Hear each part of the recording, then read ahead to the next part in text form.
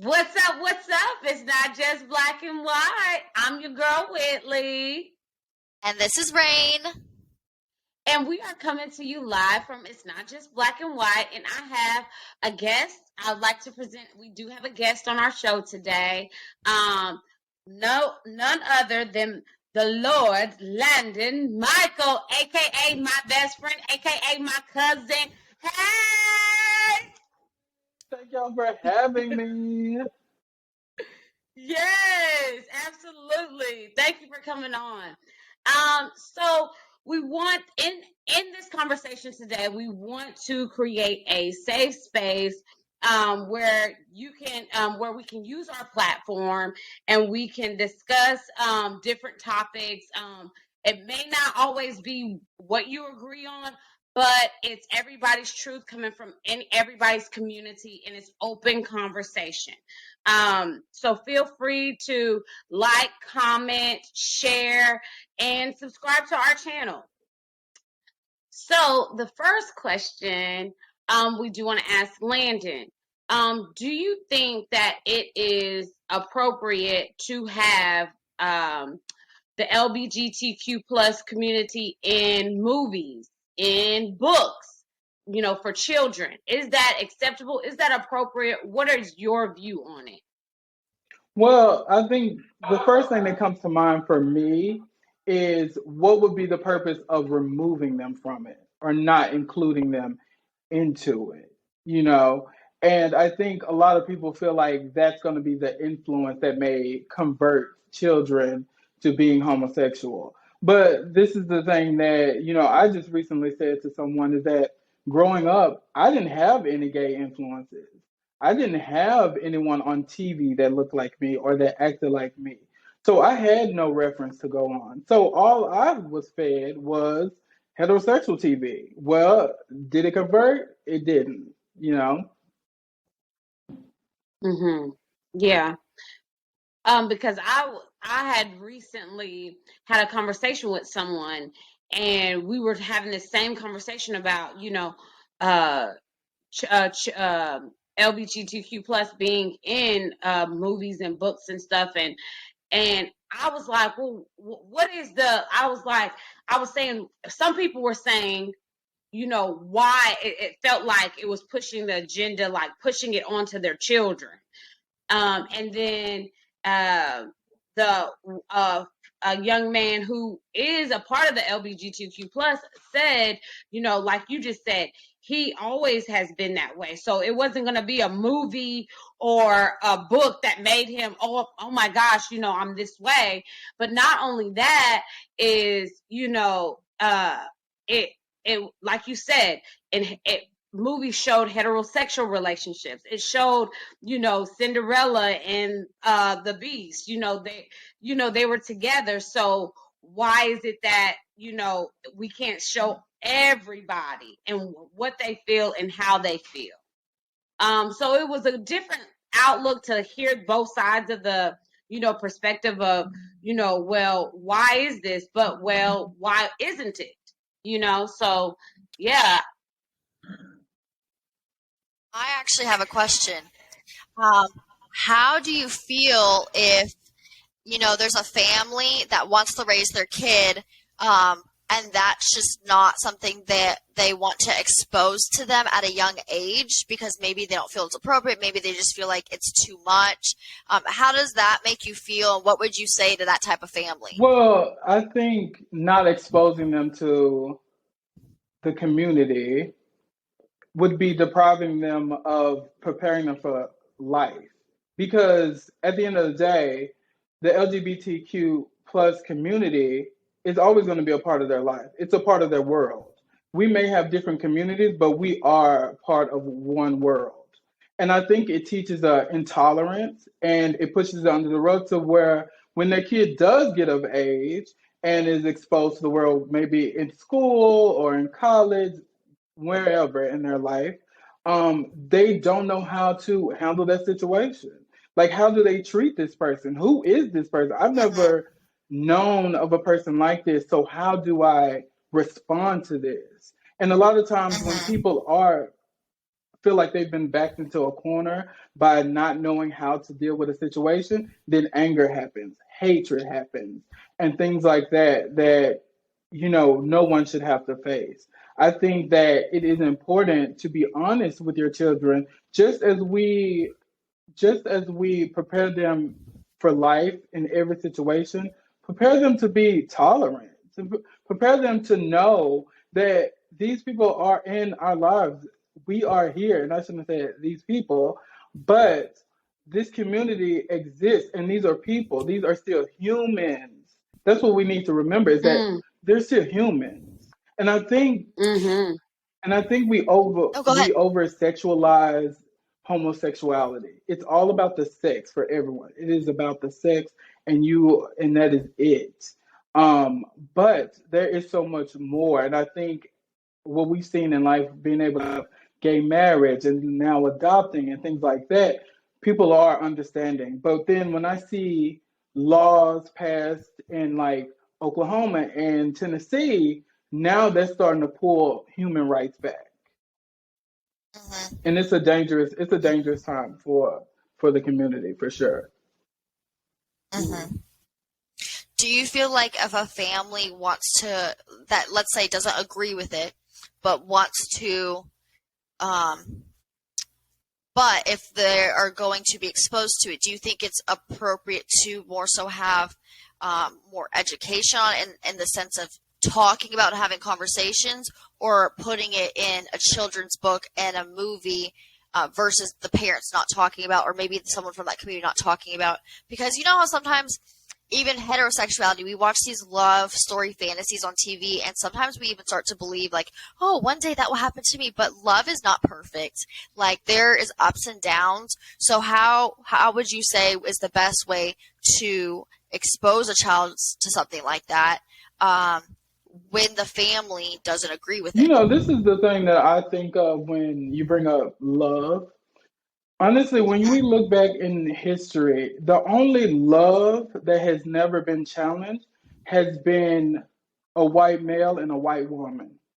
Even your relationship now would have been challenged 50 years ago. That would not even have been valid to be able to be in a biracial relationship, and we see that this is constantly the thing. Love is being challenged, but that's where everyone is Hmm. hypersexualizing being homosexual. And that's why I've even come to the point where I don't um, identify or use the word gay for myself, but I use single sex couple, because that's important to me, because I feel like we're putting things in a box when it's like, oh yeah, he's gay. No, it's Mm. he loves who he loves, and that's that. It is a single sex Hmm. couple. Um, okay, so getting back onto that, one thing is I'm kind of curious when you say a white person has never been challenged in the relationship. Are we just talking about racially, or are we talking about overall? Because if we're talking about overall, then we have to bring up some even white families don't agree with the rich being with the poor, Yeah, or like, you know what I'm saying? It's not just about the color. Sometimes there's other factors that come into play. So are we just talking about that's race? absolutely right. Not colorism, but classism, yes, does play a factor into it. But I think Okay. when I'm speaking from the point of now seeing who are starting to make these laws and change the Hmm. experience for the community, we're seeing that coming from white male. I mean, it's Okay. pretty much, white men that are running this, even though I feel like when it comes to relationships, a white male and a white woman has never experienced what you in your relationship may experience, what I may experience. And honestly, for Whitley, I mean, your relationship, yes, has been challenged, but would be more acceptable if out of the three of us, honestly. I think you would get the Wh- least. it- He's Yeah, I see what you're saying. Well, He's saying like out of yeah, the norm. You know, yeah. people are gonna say white go with white, black go with black, Yeah. but they're not saying white go with black or male go with male or woman go with woman, you're gonna get more attention. You're gonna get more people that hate on those type of couples. Yeah. Okay. No, I get what you're saying. Um, yeah, I get what you're saying. I guess the other side of that too is, so coming from someone like me, for example, I am a Christian, and I'm sure you're very familiar with the Christian society. I mean, you are Whitley's cousin, and he is a Christian Yep. himself. Okay.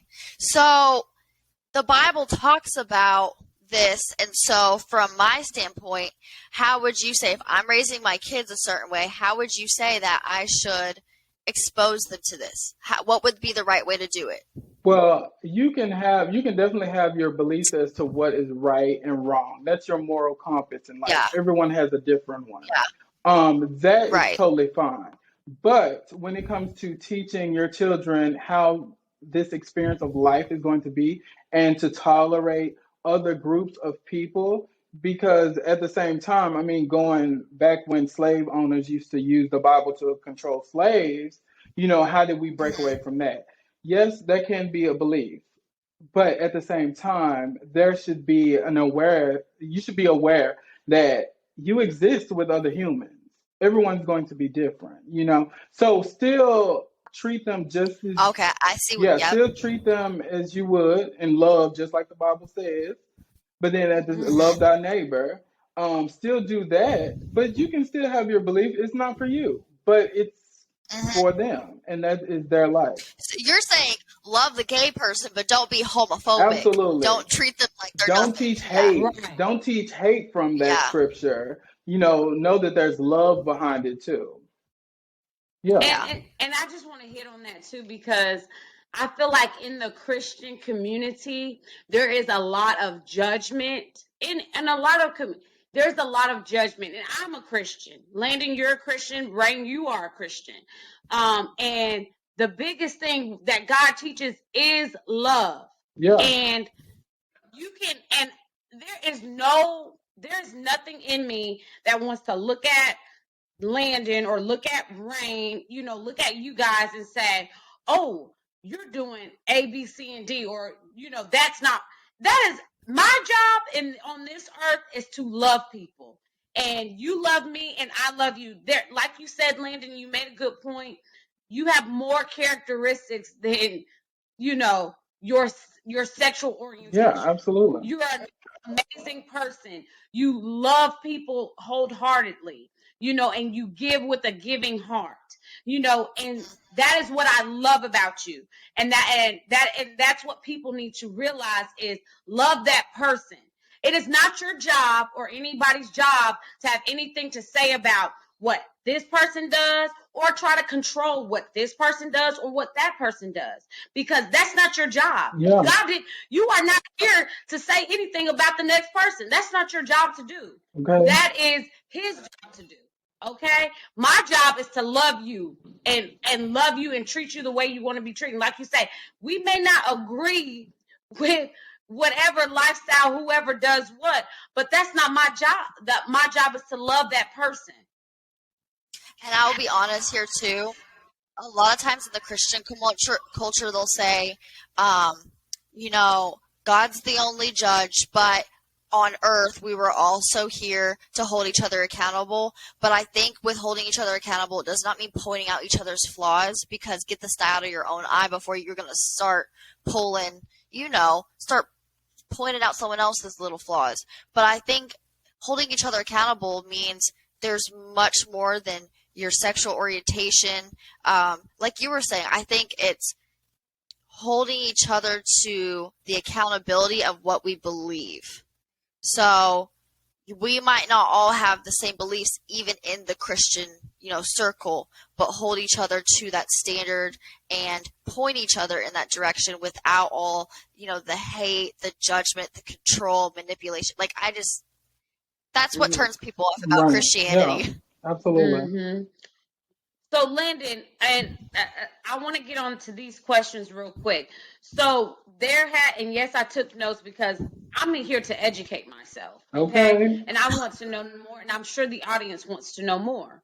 So there has been 2 laws passed here recently in Tennessee, which one prohibits gender affirming care for minors who are transgender, and one which prohibits. So we'll get to the second one.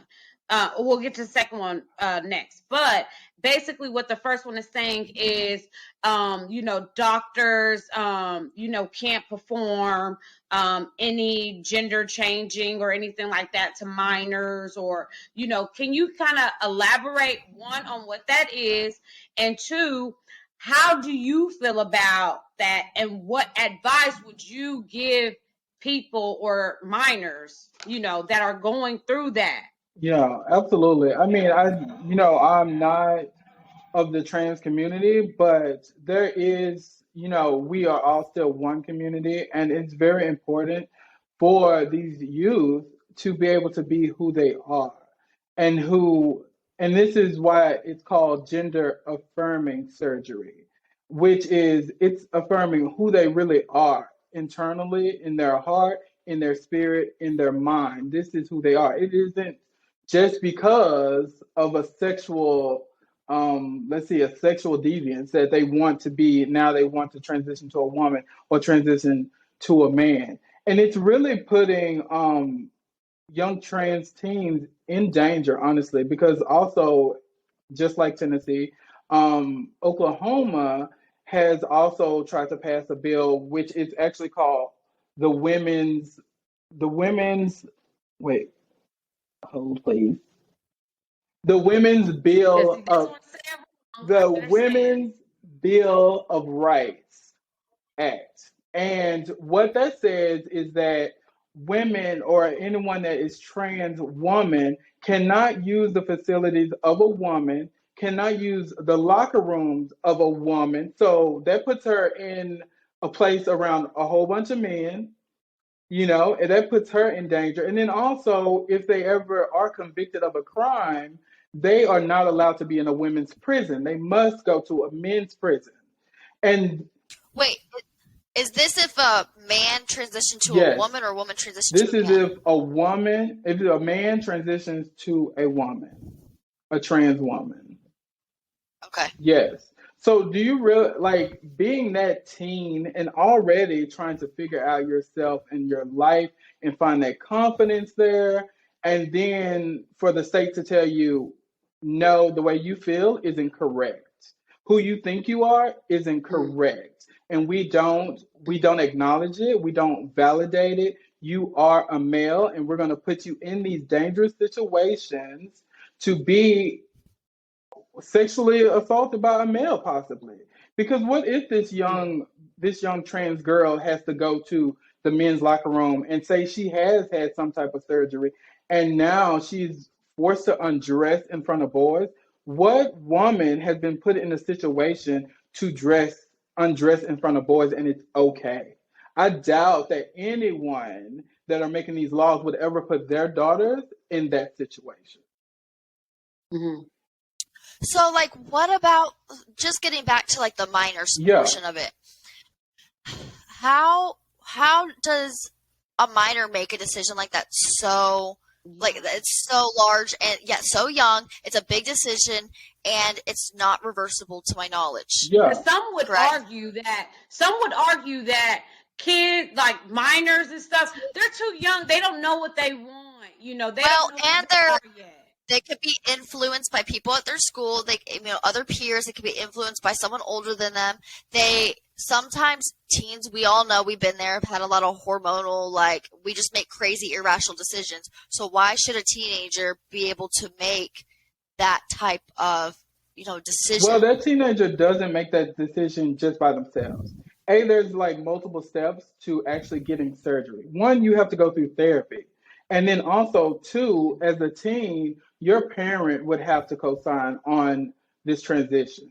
So you've already spoken Mm. to your parent, you've gone through therapy, and all of these steps you've taken before this even happens. Because a lot of people think that I just wake up the next day, I can get the surgery, I'm a woman. That's not how that process Mm-hmm. But happens. like some parents are like, just do whatever makes you happy, do whatever feels good to you. So some parents will just easily, Well, but instead of really getting yeah, depth. but you know what? When I think about my own experience and being gay, I knew when I was very young, when I first started to go to school, who I was.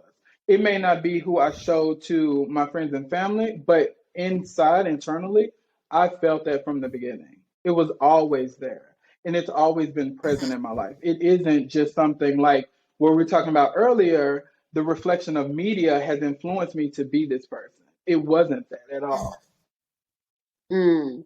Yeah, because they didn't do that.